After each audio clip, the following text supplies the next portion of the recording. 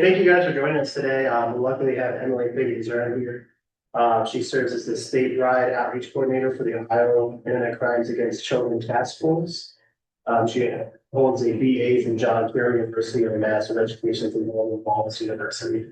I first learned of her in the presentation she does through the security group that I'm part of through CCIS, and she can very highly recommend starting similar presentation she did. So thank you again for bringing me, I guess now fall weather here. And sharing the insight of this. Thank you for having me. Something piece of recommend this hard because they reached out today to stand over this. So yeah, I'm the statewide outreach coordinator for the Ohio Internet Crimes Against Children Task Force. Has anyone heard of our task force before? Yes. Okay. So mixed answers there. I'll talk a little bit about our task force, who we are, what we do. I am the only person besides our prosecutors that doesn't have a law enforcement background. My background's in education, so I take what the special investigators and the people on the team give me and educate the community throughout the state of Ohio. So I do safety presentations and presentations like this one for students kindergarten through 12th grade, and then also parents, caregivers, and what we call trusted adults, which is the title. Because a big thing about what I do with kids is tell them to tell their adults when something happens online or in person. We talk about who is a trusted adult, that they're accessible, that they're people that they can talk to about anything, right? So because you're here to learn for trusted adults, and we might think of being a trusted adult for our kids, right? I assume that's why you're here, but you can also be trusted adults for kids that are at your house, kids that are friends with your children. So taking this information back home with you, for all the kids in your life, sharing with other people is what we have to do, and the best thing that we can do, and try to push this message out and go to our deterrent. Whether every other thing and every other place that you could do it. So thank you for your time this evening. I really appreciate it. So today it's just that information about what we do, internet crimes, trends that we're seeing. I was talking with Tim a little bit before, and I realized that there's some really young kiddos here and kiddos up to middle school, and this information will apply to everyone, right? Some things that might seem like a ways away. But I give these presentations to kids and parents of kids, any of them can touch or hold a device, right? That's when we need to start. So it's not too early. So just take this information and hold on to it, keep up to date on it. Yeah, and that remain resource. Yeah, it's a long, but our task force, for those of you that aren't super familiar, we were created and established in 1999.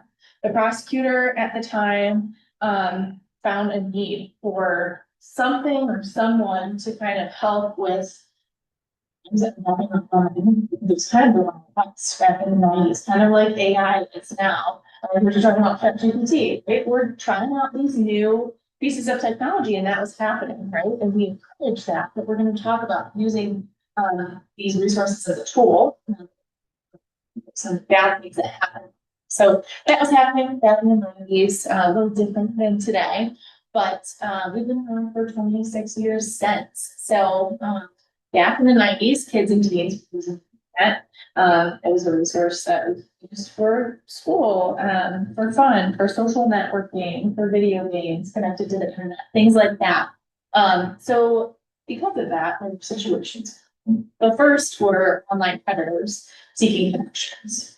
So we talk about stranger danger with our kids and kind of this idea of like a big white van that's going to be at a park or a playground, and how there could be a person with candy or ice cream, or someone like saying, I lost my puppy, like come help me find it. That idea of enticement moved to behind a screen or digital platform back when our task force was created. So we're talking about enticement and grooming, that idea of luring.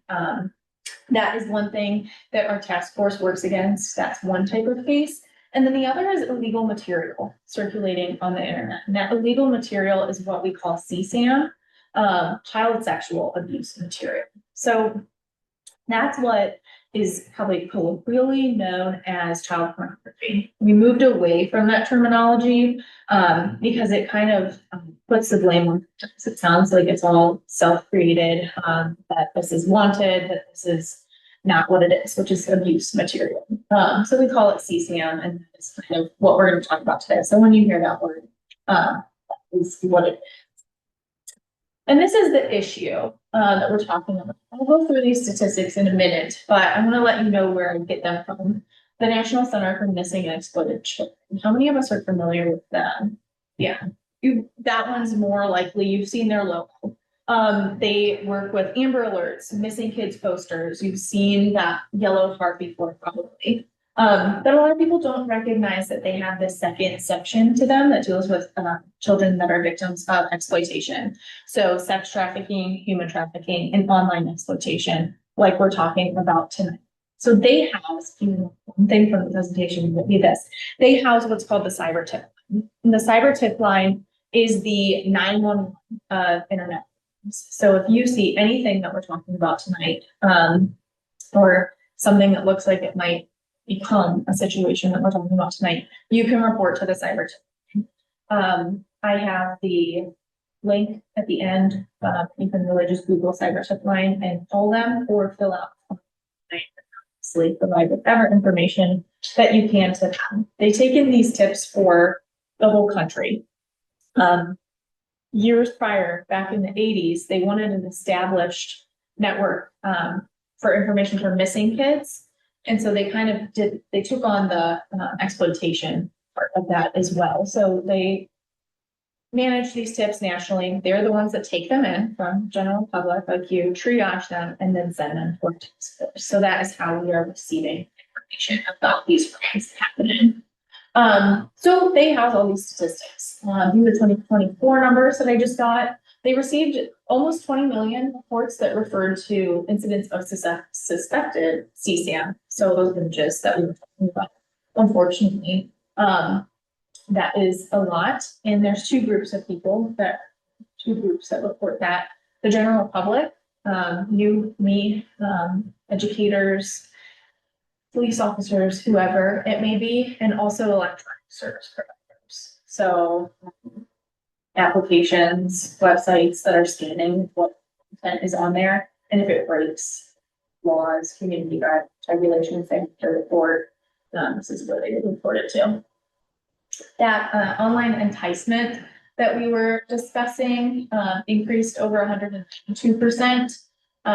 So a lot of incidents of that boomerang and enticing happening online, which we'll talk about. And then the last one, it deals with GAI, which we'll talk about at the very end. I was presenting this last year to schools and things, and I just got this updated 2024 report. This number last year that I was telling people about how dangerous AI was is less than 5,000. So that's that over 1,000% increase. Like that technology has just exacerbated what we're seeing. These are the cyber tech reports that we have received yearly from 2013 to the current year, 2025. I don't know if you can read that very bottom, it's tiny. I updated that number for this year as of October 3rd. So we have surpassed 2024 and we are at 30,000 cyber tips. Our hope is that more of this is being reported, but we know that this is, becoming more and more of an issue as, people are spending more time online and, I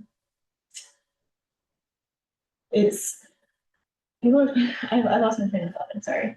People are spending more time online and, it's also financially motivated. So, huge financial stuff. So I hope I haven't scared you already, because sometimes our brains short circuit by this point. But this is my reminder, this image is my reminder that, technology can be a good thing, right? We use it in schools, we use it at work, and I don't want you to go home and take away your kids' technology and turn off your Wi-Fi, right? And go off grid. It's not realistic, right? I made a doctor's appointment the other day to go on my chart, use my app and everything like that. Like we have to teach our kids how to use these tools and resources and how to use them, right? I always compare it to driving, which it's a little different, right? But teaching them the rules of the road. You're not going to give your kid keys to the car and let them take off running, right? You're going to sit next to them, take them to an empty parking lot, teach them where they can go off safely, and then kind of teach them as they grow older what's appropriate for them to use and how to do that. So we'll talk about that today, talk about situations, but hopefully we haven't scared you yet. We do want to teach good digital citizens, which is what I teach the little kids. This is what I tell them. I teach them that digital citizenship is on all devices all the time. So it's not just when I go into their school, we're not just talking about school devices. We're not just talking about your phone. We're not talking about only when your parents are, right? We're talking about it all the time. So that's how you can talk about devices, right? In general, including everything, every app, game, platform, and it's easy to get overwhelmed by those, right? If we sat and went through like just these 6 apps, we would be here until midnight. We talked about everything that they could do and everything that's happened on them. And then there would be an update tomorrow and everything that I said would be old and out of date. So I can't do that. I can't go through every app and everywhere that there's situations and inform you how to remove that risk, right? There isn't a corner of the dark web where these things are happening. Fortunately, they're happening on apps that we all have. So I'm sure you have at least one of these. I'm sure you have a Gmail or something. That is where these situations are. So a lot of parents ask me, what can I put on the kid's phone, like some kind of app, or there's Net Nanny, there's Bark, there's a bunch of different platforms that you can buy. And we don't have a specific recommendation for one of them. But if you do go that route and choose one of those to help you, it is to help you, not to replace the there's defaults to everything. These apps and resources, they have glitches, they have situations with them, so it can't replace.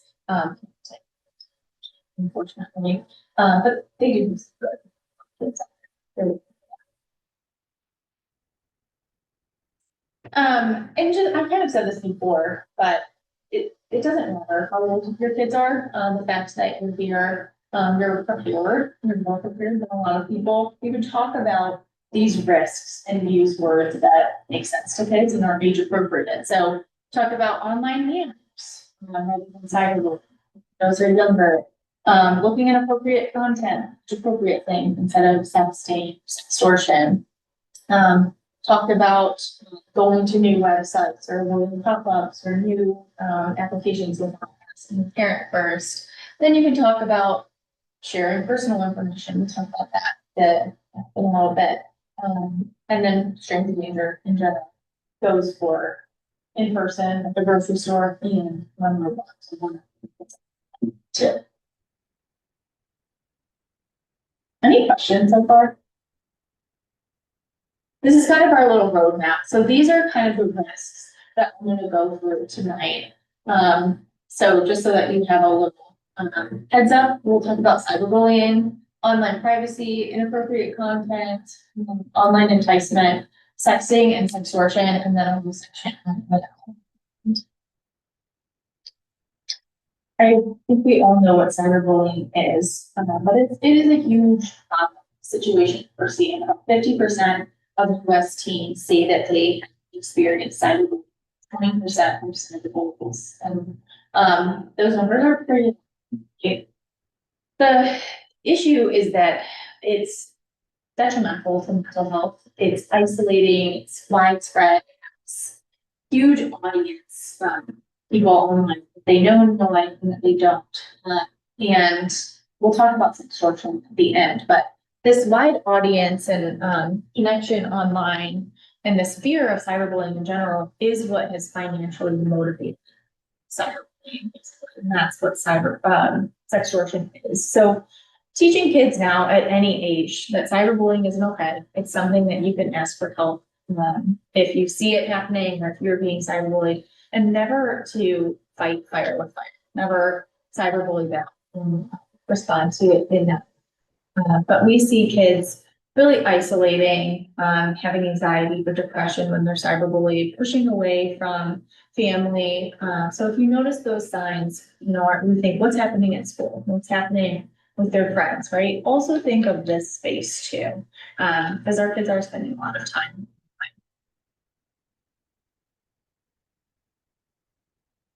These are some tips, probably nothing that you haven't heard in this section, but discuss the importance of a digital footprint. Tell them that this lasts forever, so that they're not a cyberbully.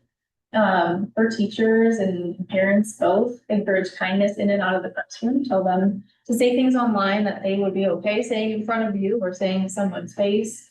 And then school rules. So schools in Ohio are required to have a policy on bullying, and most, if not all, covers of that policy, that legal regulation. These are different social media apps, probably some that we're more familiar with than others. I sometimes do an eye exam because really the top row are the ones that we might recognize most, and as it gets down, it's a little harder. We have different social media, dating apps up here, messaging apps, photo storage, a mixture of things. The reason I have all these up here is to kind of go back to my point that I made before.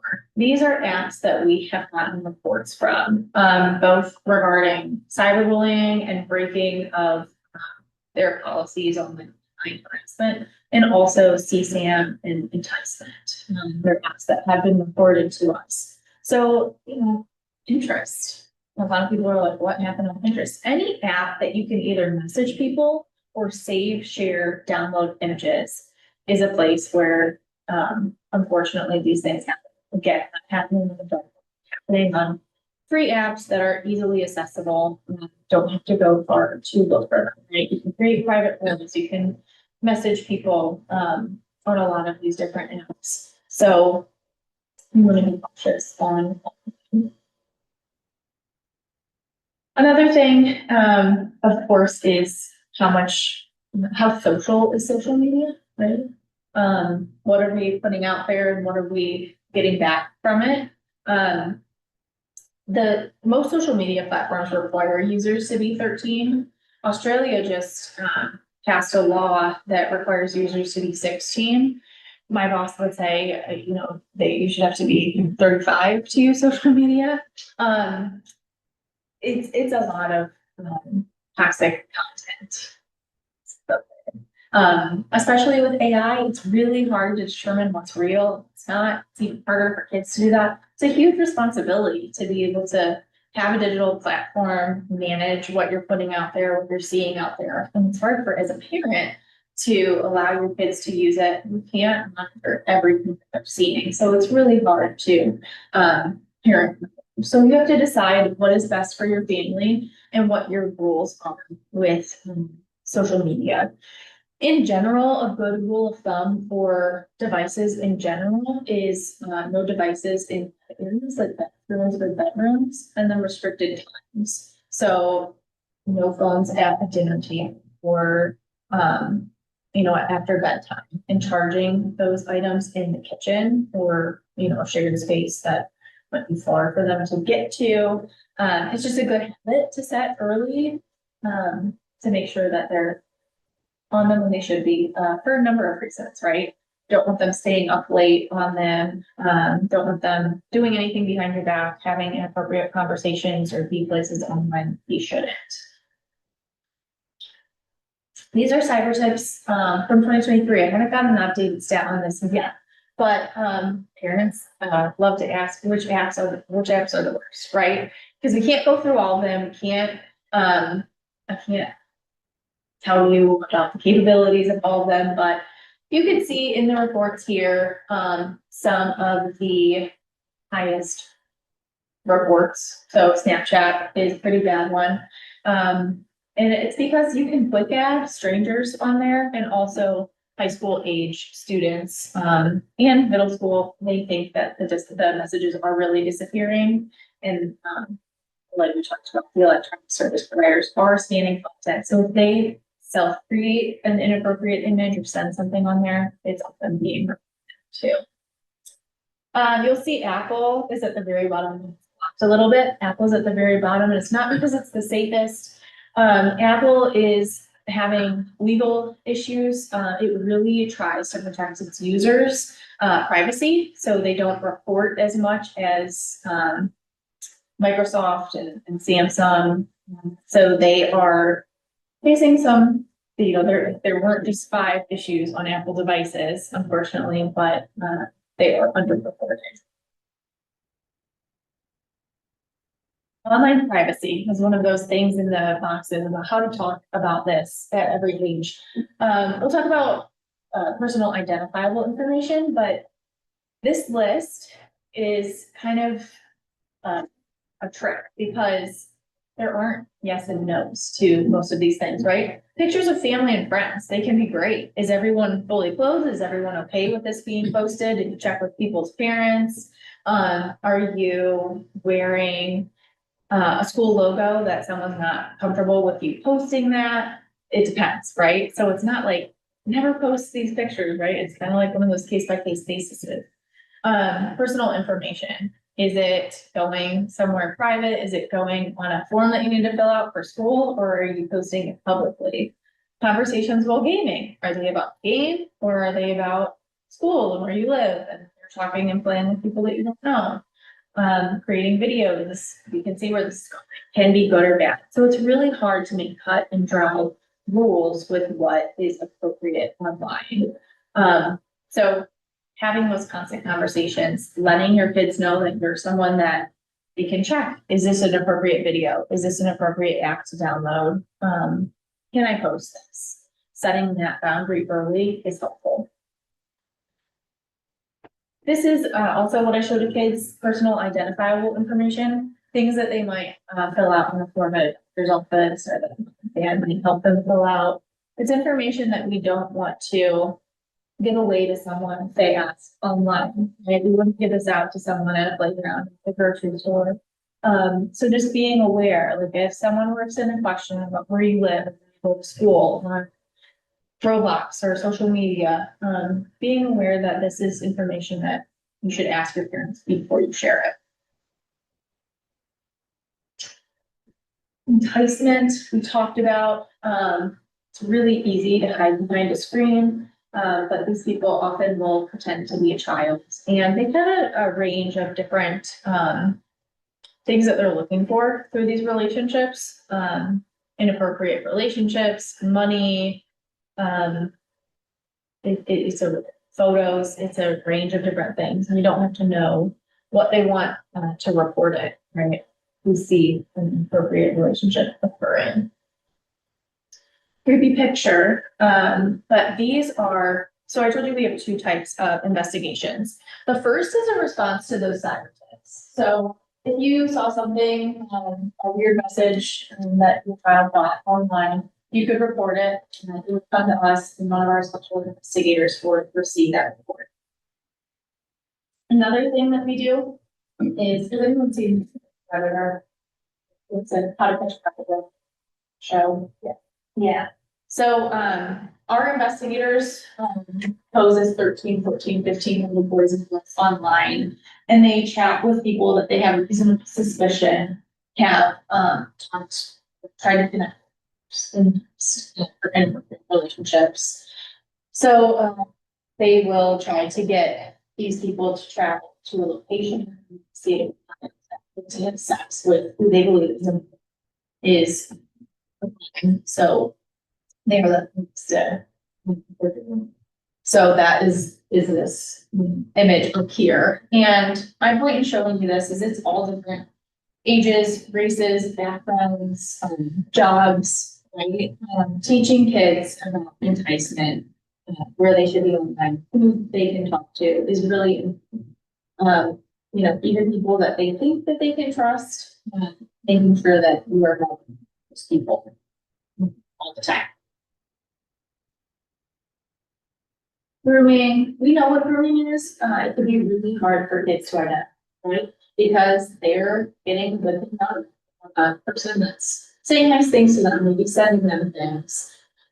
So if you see any one sign in your child or some story that your child's telling them, you can change, the trajectory of what's going to that child. We've had cases where just one little bit seemed off. They had a new bag, or they got a new pair of shoes. Where did that come from? Who did you see after school? Who met you when you were meeting with your friends? Just that one little tip. We did a little report those things. Because oftentimes we're seeing these relationships shorten. Because when you think about grooming, you think about someone meeting a long relationship with making the child feel really comfortable.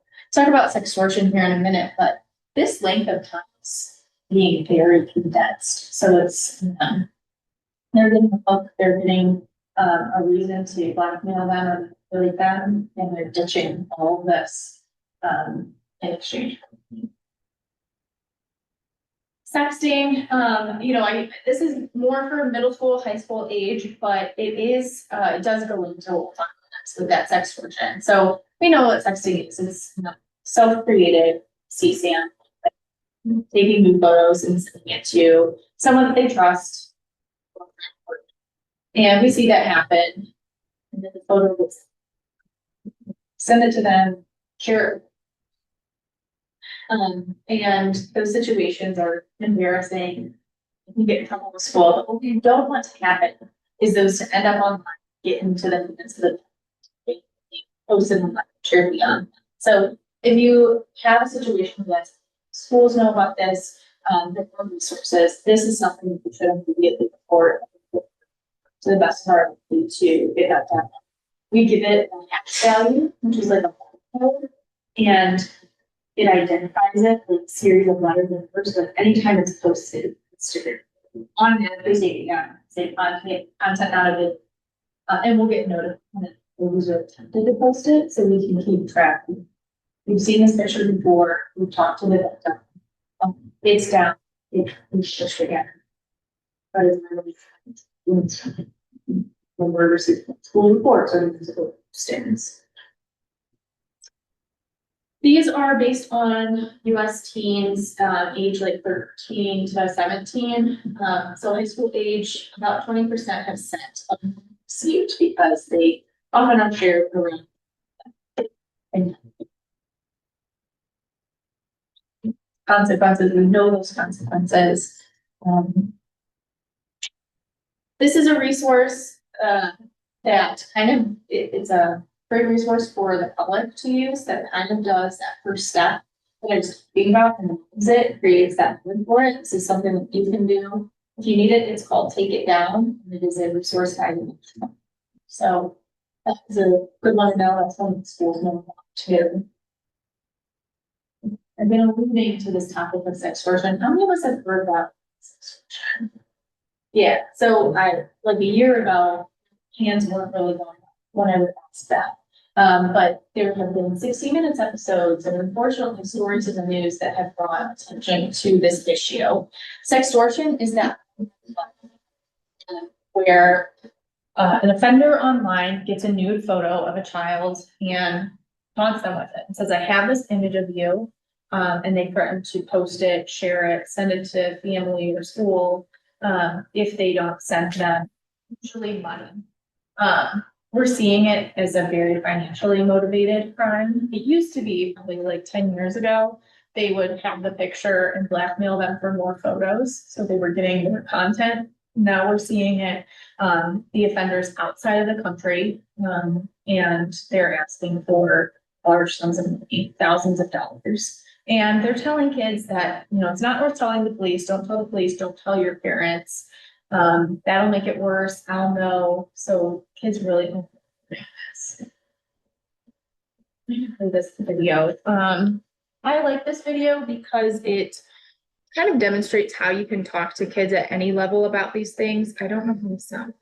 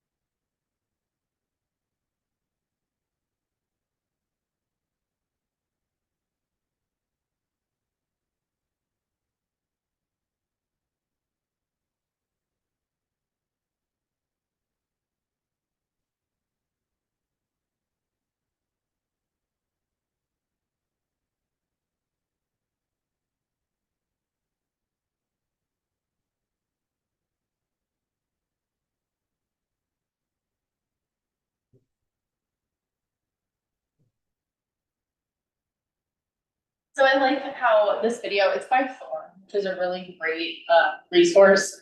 But they mostly about sextortion. But it does kind of prove my point earlier that it depends on like the age group, right? Because this can be a scary topic to talk about with a middle schooler. But it is something that you can start that conversation with before they need it. Playing a video like this, teaching them the word, yeah. Were you the voice in the video? No, I wasn't. Oh, does it sound like me?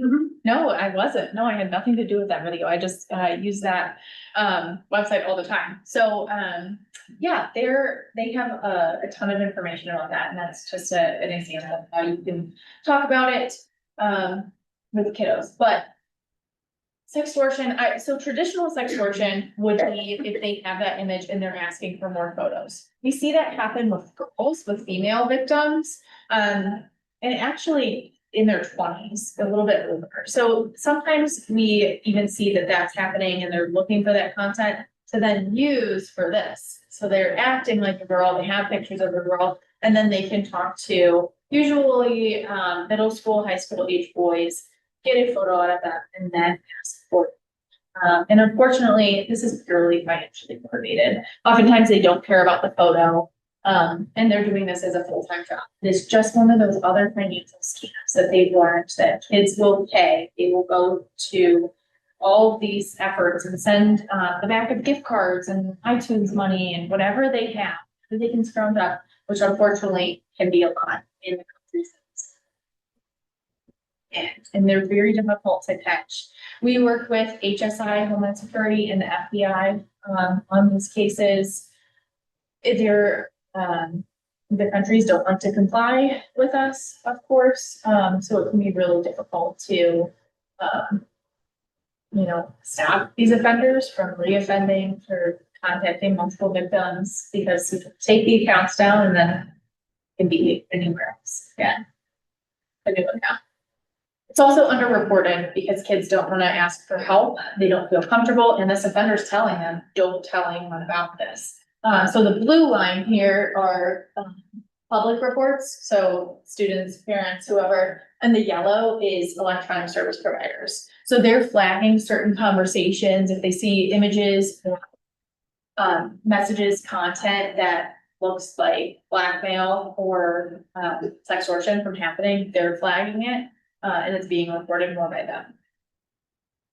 Has anyone heard James's story? Yeah. James brought national attention to this issue back in 2022 when financial sextortion first kind of started happening. James was a senior at Streetsboro High School, and this happened in November of senior year. He was a track athlete. He had some track scholarships. He was deciding where he was going to college, and he started chatting with a girl that he met on Instagram on a Friday. This girl told him that she went to a nearby high school. They had a lot of mutual followers, looked legit to him, and they started chatting, flirting a little. And eventually that same day, she asked to exchange photos, and she sent a photo first. He sent one back, and then the script was kind of flipped, right? Then this person revealed who they really were and what their intentions were. They started sending him awful messages. It was revealed this wasn't a girl, she wasn't in the area, and they were asking him for thousands of dollars. And James was trying to deal with this himself. He was scratching off the back of gift cards, trying to remain normal. And he went to a basketball game. He went to a college fair with his mom. I work really closely with Tim and Tania Woods. They started the Do It For James Foundation. They said like there wasn't really any sign, right? If their son was on his phone, like he always was, right? Like kids are texting, whatever, right? But about within 48 hours of this happening, James was receiving thousands of messages and he took his own life. And I told you that electronic service providers are supposed to report this from happening. His cyber tip came in the Monday after, unfortunately, right? We can't trust these apps and programs from catching this from happening for us. Unfortunately, we have to talk about it. We have to recognize signs if there are any, because is, you know, people that you don't expect it to happen to, and there's been about 40 suicides nationally due to sextortion. Like I said, Tim and Tamia have started the Do It for James Foundation. I'm speaking at an event, dealing with cyberbullying with them next month. They are the nicest people ever to be using this as something that can. So it's a much great to talk to kids, families, but it's a really sad story. So, like we talked about, offenders are lying about who they are. The victims are sending the imagery, right? It's being, they're being to who they're sending it to, but they're sending it, there's something taken of them. And then they don't feel comfortable with it because they're being told things will get them in trouble. So, you know, as it applies to sexting, we've kind of moved away from the language of don't sext, you go to jail, get in trouble, you're making this content that's illegal to, you know, you don't want to get it in the wrong hands. We don't want you doing this for this reason. If it happens and if it gets out there, tell someone so that we can help you take it down. Because that language too was making it uncomfortable for kids to report this from happening. So even when I go into high schools, right, we know that there's a chunk of kids doing this. If it gets into the wrong hands, oftentimes it's also being reported if they're sending it to their boyfriend and girlfriend, but we don't want them to get it posted online to be sex sorted for it. So we encourage them to report, and we don't prosecute those cases of students making it. You encounter sextortion, just some tips up here. You will want to make it go away, delete it, block and unfollow the user. Document everything first. Don't just delete, right? We want to stop this from happening as much as you do, but documenting and reporting is the first thing that you can do. Report to local police and the cyber tip line. And there's nothing that you could say or do to get these people to stop. Talk to your kids about online safety, introduce them to this scam, use media examples. And, you know, just stay up to date on it. This little quote at the bottom is a quote from Tamia, James's mom. And I like this quote, and I put this quote up here because she's really realistic about this. Someone asked, what they would have said if James had come to them and told them, like, I'm being sex ordered, I sent a dude, I'm so sorry. And she said we would have cussed him out and said, how dare you, and then gone to the police and helped him, right? You have that like moment of panic, but you want to help your kid. So thank them for coming to you, right? We talked about that statistic of like 80-something% of kids don't want to tell anyone. So I mean, in this example and most of what we're talking about, thank them for telling them. So that's what I'm telling them, is to go to that person that they feel safe with. So feel to have your self-interest. You know, you'll help them through it. I wanted to mention a little bit about AI and how AI has changed a lot of the things that we talked about. So, how many of us have used AI in some way? Yeah, most of us. It allows, GAI allows users to create images, videos, audio based on prompts that you enter. So you input a prompt and it provides you something back. There's different types of prompts, text to text. You can ask it to write you a healthy grocery list or a training plan for a race or something like that. And it will help you do that. You can, you know, alter it to what your needs are. If you're gluten-free grocery list, right? Text image, I'm familiar with that. I asked for a snowman on the beach, and then I can alter images. So you probably see where this is going. This is what I talk about with kids. I put this in here because maybe younger kiddos, but telling them, you know, it's really hard to identify what's real and what's not online. This bunny video went viral. Did anyone see this? A couple weeks ago, kind of went viral, yeah. And everyone thought, oh, this like ring video footage of someone's backyard. You can see this bunny right here kind of glitches away. So it's AI, but it's really hard to identify for adults, let alone kids. I mean, imagine being kids from seeing these bunnies and seeing all this stuff online. So telling kids about this idea of deep fakes, fake things made by AI. And that this content can be used to bully, trick, or threaten, right? To make fake looking conversations, fake pictures.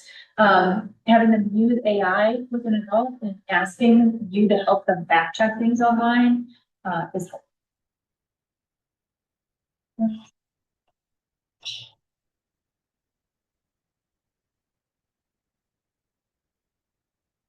So, love that. But we can obviously tell that's AI, but this one's not, right? So, I use that to show kids that AI can look like a bunch of different things. Understanding the issue. So this is how everything that we talked about is basically being changed by AI, and why that number at the beginning, that statistic of there were 5,000 cases dealing with AI, went up to almost 70,000. Everything that we talked about is affected. You can basically take a picture of anyone and nudify them and sextort them with it and have this nude photo inside of them with it, or do whatever. That's just one example. Enticement. You can make yourself look younger. You can be yourself and make your profile you, but just use AI to enhance your face, remove wrinkles, whatever that is. So all of this is going into online enticement, sextortion, and it's making our investigators do a little extra legwork too, because they have to tell, is this using AI? Is it not? So it's a difficult thing that we're navigating too, because this technology is just improving every day and improving itself, and we are trying to keep up with it. Deep fakes are just like fake things in general. So like that bunny trampoline thing is a deep fake, but there's also deep nudes, and those terms are kind of used simultaneously. So it's a emerging trend to create deep fake nudes. So a picture of someone's face and nudify them. Basically, a couple years ago, a year or two ago, there were these kind of famous trending deep fakes of Taylor Swift. And that of course caught national attention, and even started a bill to make this illegal. And it is illegal, even if it's not real CSAM, but there isn't case law on prosecuting it in the state of Ohio yet. So oftentimes, it's not prosecuted to the fullest extent of the law. Oftentimes we find deep fakes with real CSAM images, but we're kind of at that cusp time of like, this is gonna be changing. We're seeing more and more of them, so we'll see where this goes, but there are things in the works to make the legalities different and a little bit more intense of a protection for kids. AI and companionship, I mean, chatbots are a risk too. I thought that this was interesting. 72% of teens have used AI companions. 33% of them use them for emotional support. And some of them say they're more satisfying than human connections, which is scary to me. They're sharing personal information that we talked about with AI. God knows where that's going. And they don't recognize red flags when AI makes them uncomfortable. So really being with them when they're using AI and talking about this before. Also, I know a lot of schools are working AI into the classroom, and I think that's good to have that guidance and introduction to it as a school resource, but also talking about it at home. If you see it used for homework, or if a teacher mentions using it. This is what I'll leave you with. I hope you had a lot of takeaways, but this is my little soapbox at the end. This is a student's life in dots. So each dot represents 1 year. And I know I was generous, it gives them about 90 years, but it's broken down to what they'll do. So the dark blue at the top are the first 18 years of their life that they're usually going to school, K through 12, and living at home. And then that includes everything in those 18 years. After that, they'll sleep for about 24 years of their life. Which I know it doesn't feel like we get that much sleep, but that's what the averages were. Purple is school and work, so it averages out to 2 years of school post high school and then 40-hour work weeks until retirement. The light blue is driving and transportation, pink is cooking and eating, yellow are chores, errands, going to the DMV, like those things that we have to do. And then the green is hygiene, showering, going to the bathroom, brushing teeth. That's 2 years of their life. So they're left with 28 years. And I asked students, I present this to them and I asked them, what do you want to do in those 28 years? Like all the color dots are things that you have to do. Boring things, really, you have to work, you have to brush your teeth. Like, what else are you gonna do with your time? This is your free time. And hands shoot up and they say, I wanna go to Australia, I wanna learn how to ride a skateboard, I wanna write a book, I want to, I've heard funny answers. Like, they'll say, I wanna date, I wanna go on dates, I wanna have a drink for the, I've heard really funny things.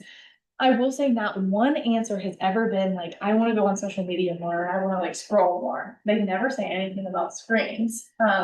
But 93% of that free time will involve a screen, based on today's day and age, and that's not including school or work. So watching videos, streaming, doom scrolling, playing video games, that is where the free time is going. So, as much as we're talking about online safety, keeping them safe online, also keep them off of it sometimes, right? Balance what they're doing, and explaining to them why. Have those face-to-face connections, not AI chatbots. We're losing a lot of that. So, yeah, I just found that really interesting. I watched a TED Talk on this.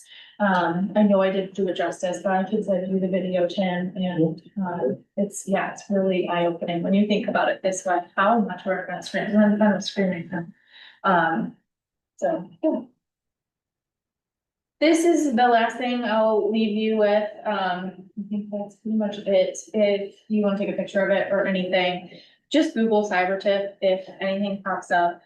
We've had tips that, you know, kids know, they tell an adult and an adult reports it before anything happens. And we go look at that account and there's other victims and we stop other things from happening. So you really can't over report. Never feel like, oh, I don't know if I should, nothing happened with my kid. You'd rather be safe than sorry. Talk about all of these. This information if you need it, but again, I'll leave this up for a little while. Does anyone have any questions or comments? Yeah. In the case of James Woods, the picture that was initially sent to him, was that originally a picture of a victim? Do they keep those pictures and then use them to catfish the next person? Oftentimes, yes, but I don't know if in his case, if it was like another victim or just another person that was working on this. That's really sad that they keep it maybe going like that. Yeah. Kind of that bump from traditional sex work and happening with young girls, which are switching to prenatal sex work, where they were using those photos that were previously just to sort of be. Then the joy of James's. Let's get those first. No, so there was a similar case to James that happened in. They haven't got. James is. He's in the. Person, the word is in. Spinning. Circle it on location. Similar case happened in the Carolinas, and. Boy, and took it because he was extorted, and they.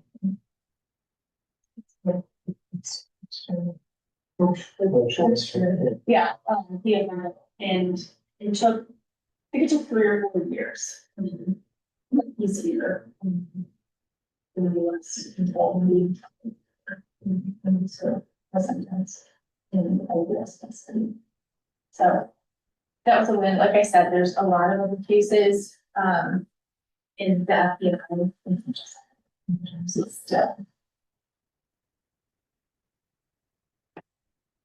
Just say as having, I have given adults, in addition to ones here, and it's refreshing to see the change in the messaging, because with my older kids, we were told, well, if you're creating this, you're gonna go to jail because you're creating child pornography, and then, well, if it gets extorted, what are they supposed to do? Because you go to the police, well, you're gonna go to jail. Well, Right, they're saying not to tell anyone, because Right. we're reinforcing messaging, so, yeah, we completely, like, it used to be. You're, don't send this. And we'll do. Yeah, and that's truly. It's, oftentimes if we get those reports of high schoolers sending it, our officers will do what's called the talks and go tell the parents what's happened. And, you know, if it's their first offense, and will that this real situation. It's embarrassing in itself and learn not to be with parents. We try not to get kids in trouble for it.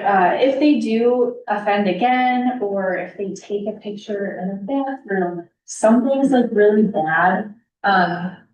Cuyahoga County tries to, instead of getting fined for jail time, they'll put them in a diversion program that I teach, so they don't just sit with me. This is what they've done, but it's education. Very. I think we try. Yeah, so it was just March that it happened on my daughter's Snapchat that content was being distributed and everybody was freaking out, but to your point, like nobody really, I didn't know what to do, and I don't think she actually received it. She told me she did, I don't know. Yeah. But nobody really knew what to do, actually. They were like, what should we do? Who should we tell?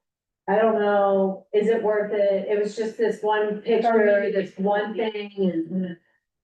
And then I think there's the whole idea, well, we don't want to make the middle school boys, like they're just idiot middle school boys. They do this idiot thing. Yeah. Do I want the police to come talk to a seventh grade boy doesn't know anything? They can't even, right? There's so much they can hardly tie their shoe. Yeah. Like you know better than me. But, and I only know because I have, and I see middle school boys, and I'm like, oh, my word. So, like, there's something happens, their brain is absolutely, but anyway, so nobody knew what to do. And I think too, I don't know, like, would the boys who sent it be get in trouble? So I would say in that case, if it was you folks, because I've had the situation, someone called, they went to one of these presentations.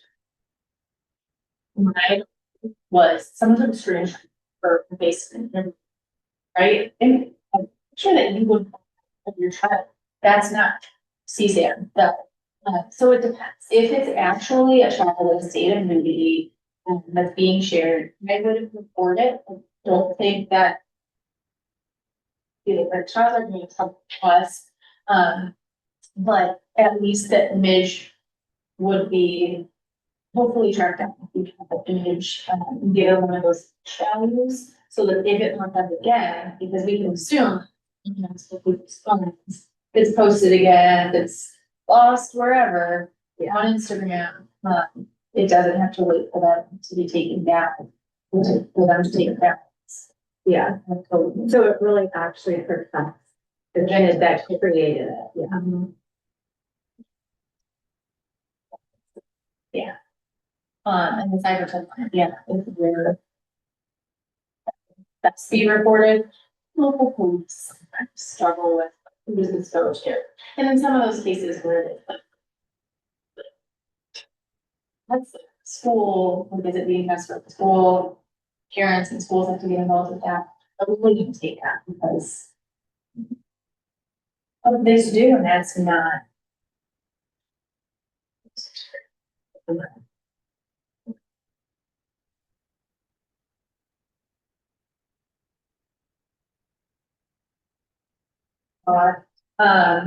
Thank you for being here. You know, you're well equipped. Now you've had a base. You have done these before too. Our kids are really techy now. They know how to fix our phones when something's wrong, or like, fix the TV, fix something on their iPad, but you all know safety better at the end of the day. So whatever rules make sense in with your kids and what's best. There are resources that can be helpful.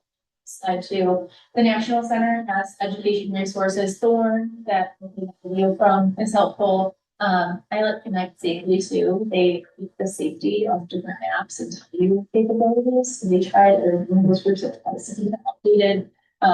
But yeah, students will do. They see their technology. So Didn't know it's- right, they trust everything. Yeah. So thank you all. Thank you. Yes, thank you.